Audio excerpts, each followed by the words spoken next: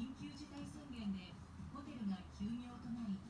出勤できる従業員が減ったため、秋まではキャベツ畑で働くことにしたといいます。最初はちょっと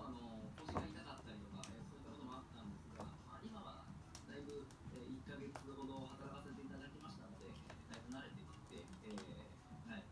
毎日健康に働かせていただいております。村の産業を支える助っ人に、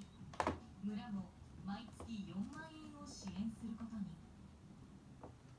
外国人技能実習生が入国困難になりましてですね、実習生を受け入れてやっている方々がやれないと、その生産量も減少してしまうしっていうようなことからです